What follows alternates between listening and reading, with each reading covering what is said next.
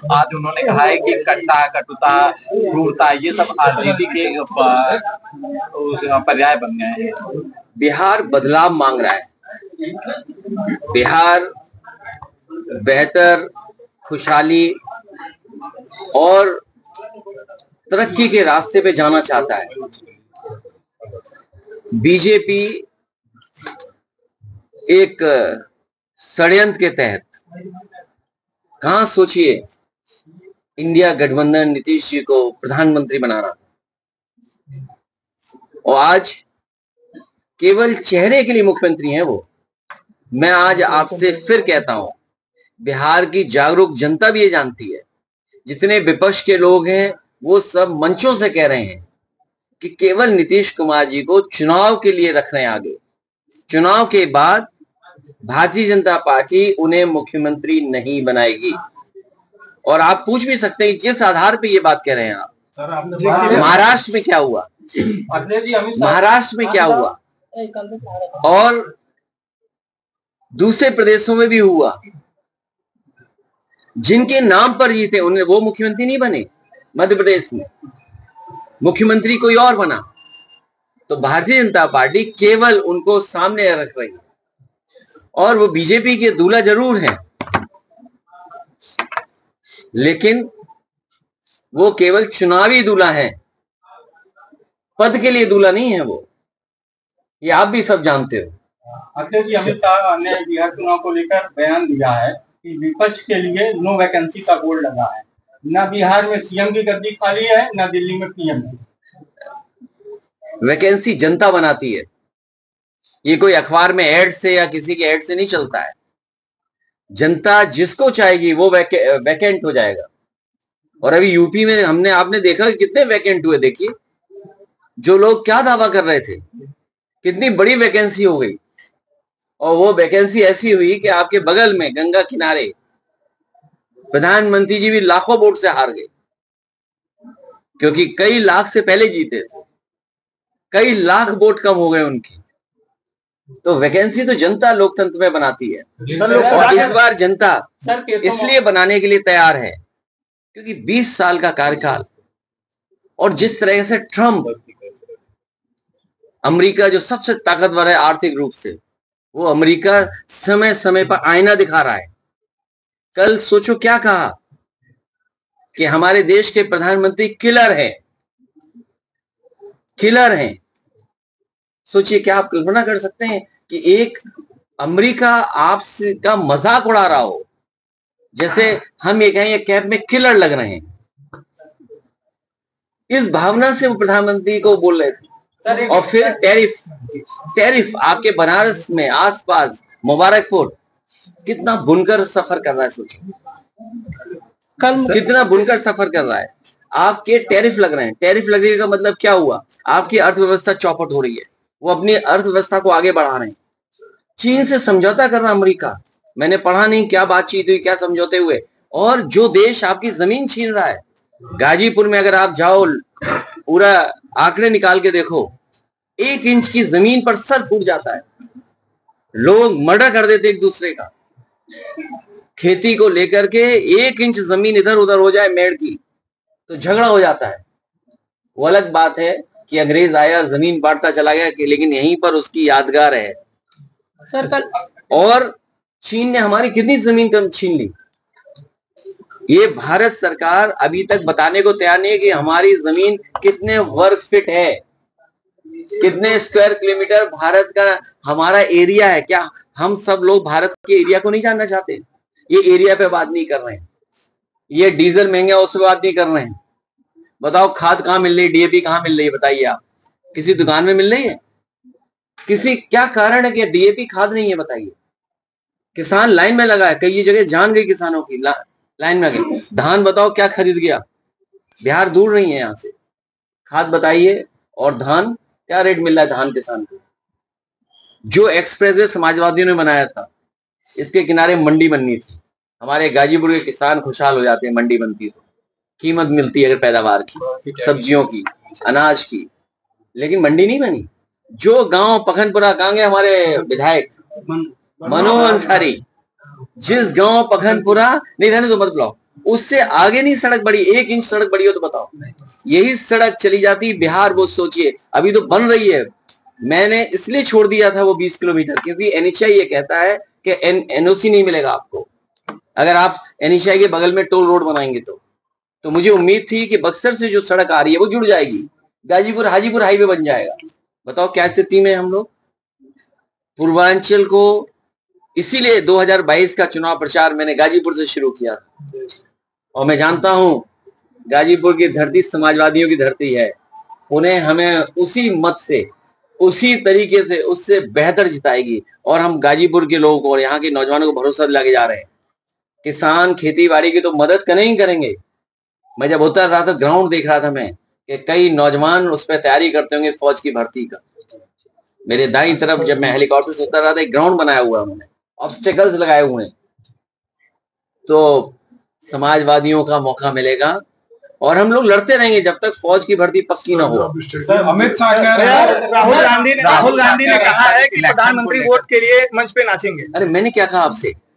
हम अपने साथी की टोपी देख के कहा कि ये किलर लग रहे हैं। सोचो, अमेरिका के राष्ट्रपति हमारे प्रधानमंत्री को किलर बोल रहे हैं।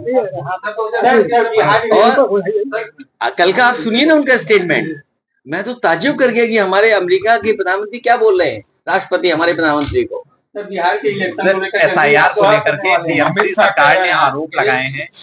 ओसामा शहाबुद्दीन को किसी भी कीमत पर जीतने नहीं दिया जाएगा, संकल्प में है और अखिलेश यादव प्रचार करने जा रहे हैं। उसमें क्या खराबी है? योगी आदित्यनाथ ने भी कुछ कहा। क्या? योगी आदित्यनाथ ने क्या भी कहा? कहा उनकी आपराधिक पृष्ठभूमि सिर्फ प्रदेश में नहीं बल्कि देश भर में। मेरे साथी ने अच्छा याद दिला दिया मुझे। सवाल वही है और जवाब यहाँ से मैं निकाल के दे रहा हूँ आपको। इधर आप देखते हो कि बहुत सारे बच्चों को गोदी में लेके खिला रहे हैं। लगता है घर परिवार वाले उनसे नाम रखवाते होंगे। वो जहां जाते नाम बदल देते हैं। अरे उसका भी नाम बदल देते हैं। अगर आप उसका नाम बदलते तो उसका नाम क्या होता? शेर सिंह नाम होता। तो योगी होकर के क्या भाषा है? सरकार अपनी उपलब्धि नहीं बता रही है। अमेरिका किस तरीके से दबाव बना रहा है वो नहीं बोल रहे हैं। आपका पूरा बाजार, ये जितने मोबाइल हैं ये सब असेंबल्ड हैं। किसको धोखा दे रहे हैं ये लोग? किसको धोखा दे रहे हैं बताइए आप।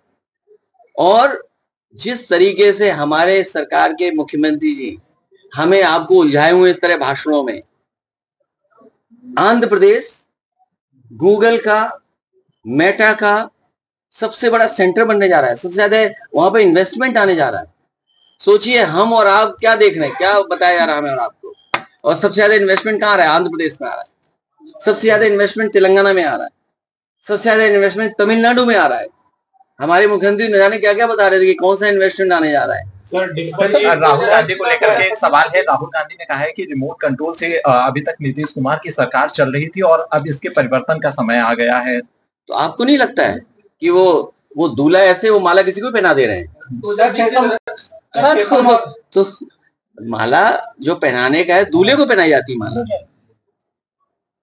और रिमोट नहीं। ये रिमोट की बात ही नहीं है। 100% आप भी जानते हो, ये जितने चैनल है जागरूक लोग सब जानते हैं कि नीतीश जी को केवल चुनावी मुख्यमंत्री बनाया हुआ है। चुनावी चेहरा है वो।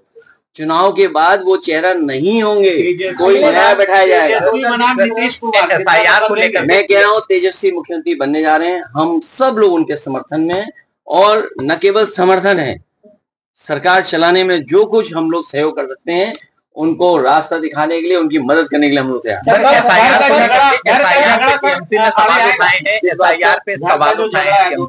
अरे बीजेपी का झगड़ा लगाने की आदत है। कभी हिंदू मुसलमान भाइयों में झगड़ा कराएंगे, सभी धर्मों में झगड़ा कराते। और सुनिए, ऐसा झगड़ा लगाते हैं कि अपने इंजन भी टकरा रहे हैं उनके। आप सोचिए, मैंने तमिलनाडु का विज्ञापन निकाला, दोनों डिप्टी सीएम गए। अभी एक बड़ा भव्य कार्यक्रम हो रहा था, दोनों डिप्टी सीएम गए। तो ये अपनों को नहीं संभाल रहे हैं। क्या मजबूरी है जिसकी वजह से सब साथ हैं? केशव जी ने बधाई नहीं दी है योगी आदित्यनाथ को गन्ना मूल्य बढ़ाने पे। अब की बार डिप्टी सीएम बाहर। टीएमसी ने एसआईआर का विरोध किया है। टीएमसी ने आरोप लगाया कि एसआईआर की घोषणा होने के बाद पश्चिम बंगाल में 2 लोगों की मौत हो गई और एसआईआर के डर की वजह से उन्होंने आत्महत्या कर ली। एसआईआर होना, क्योंकि बहुत लंबा हम लोगों ने संघर्ष किया लोकसभा में भी, लोकसभा में भी और बाहर भी, और बिहार में भी बड़े पैमाने पे हम लोग निकले, दबाव बनाया तो सुप्रीम कोर्ट भी साथ खड़ा हुआ, कुछ सुधार आया। जो हम लोगों को देखने को मिलता है, इलेक्शन कमीशन निष्पक्ष कार्रवाई नहीं करता। इलेक्शन कमीशन की जिम्मेदारी है कि वोटर लिस्ट को ठीक रखना, पूरा वोट पड़ जाए। क्या आपको दिखता है कि वो निष्पक्ष हैं? यूपी का कोई बाई इलेक्शन उठा लो आप, या जनरल इलेक्शन उठा लो आप, भेदभाव के साथ काम करता है इलेक्शन कमीशन और उसका एडमिनिस्ट्रेशन। इसलिए आरोप लगना तय। और एसआईआर में घोटाला करना चाहते हैं बीजेपी के लोग। पीडीएफ तैनात किया आपने, पीडीएफ पे क्या कहें? नई बात थोड़ी है ये तो। अनडेमोक्रेटिक इसलिए भी है क्योंकि आप बताइए, अगर मेरे पत्रकार साथी, ये पत्रकारी बहुत अच्छा पूछ रहे हैं, अनडेमोक्रेटिक क्यों है? जितने भी बीएलओ हैं, आप बीएलओ की लिस्ट निकाल के लाइए, अगर एक भी उसमें पीडीए हो तो बताइए, और अगर पीडीए हैं तो सूची बताइए पीडीए की। जिस मतदाता की संख्या सबसे ज्यादा है उसके बीएलओ ही नहीं है। और जब चुनाव होता है तो कैसी पोस्टिंग होती है? अभी मैंने कुछ डिस्ट्रिक्ट के ग्राफ जारी किए थे। मैं कहता हूं अगर मेरे ये ग्राफ गलत हैं तो सरकार बताए कि ग्राफ गलत हैं। पूरे उत्तर प्रदेश के बीएलओ और जो इलेक्शन संबंधित अधिकारी काम देखेंगे, एक भी मुसलमान नहीं है, एक भी यादव नहीं है। एडीएम जो इलेक्शन देखते हैं, आप भी अपने जिले में पता कर लेना, बगल के जिले का भी पता कर लेना, और भी पता कर लेना। आप अगर कितने हैं बता दो आप, क्या वजह है? इसलिए अनडेमोक्रेटिक। सर, एक से बड़ा सवाल आया है, सिद्धार्थनगर से एक विधायक हैं, पूर्व विधायक भाजपा के राजगंज से, उन्होंने एक विवादित बयान दिया है, उसको मैं यहाँ पे दोहरा नहीं। अनपढ़ है, अनपढ़। ट्रेनिंग ज्यादा हो गई होगी उनको, ट्रेनिंग ज्यादा हो गई, वो ट्रेनिंग ज्यादा हो गई। सर, बयान को कैसे देखते हैं? अनडेमोक्रेटिक है, अनसिविलाइज्ड है, एजुकेटेड नहीं है। और हम भी एजुकेटेड है, हम कंट्रोल रखते हैं, तब सुधर के रखते हैं। सर, मर्यादा पुरुषोत्तम राम, सबसे वर्ड पहला क्या है? मर्यादा। ये सब वो भारतीय जनता पार्टी के लोग जो मर्यादाएं क्रॉस कर रहे हैं। सर, सीएम योगी बिहार प्रचार में यात्रा को रोकने के आरोप लगाए थे। सत्ता पक्ष है वो ये कह रहा है कि पीडीए में भी गायब हो रहा है। पीड़ित, दुखी और अपमानित लोग, बड़ी संख्या में लोग सीएम ने बिहार चुनाव में और पीडीए को घबरा करके, पीडीए से घबरा करके साजिश, षड्यंत्र, न जाने क्या क्या कर पाए कल, लेकिन पीडीए का मुकाबला ये लोग नहीं कर पाएंगे। सर, कल मुख्यमंत्री जी गए हुए थे बिहार प्रचार में, वो कह रहे हैं कि आरजेडी और सपा के लोग बाबर और आजम के यहाँ सिर झुकाते हैं और जो राम भक्त है उस पर गाड़ियां चलवाते। कौन कह रहा है? कौन कहता है? सीएम योगी। अरे तुम कपड़े पहन लो तो क्या योगी हो जाओगे? ये तो बात हुई यार। एक मिनट अच्छा देखिए, अभी ये पत्रकार साथी सब जागरूक है, साथ जाने मुझे क्यों पूछ रहा है? ये इसलिए पूछ रहा है कि हम योगी जी के फिल्म के बारे में बताएं। अगर उनकी फिल्म सच्ची होती, अगर सच्ची योगी पे फिल्म बनी होती, जो बात ये कह रहे, जिस भावना से ये कह रहे हैं, तो हाउसफुल होता। ये पहली फिल्म है जो रिलीज होने से पहले फ्लॉप हो गई। और सुनिए, फ्लॉप के साथ साथ अक्सर सरकारें गिरा करती हैं विधानसभा में। इनकी सरकार सिनेमा हॉल में गिर गई, एक विधायक देखने नहीं गया।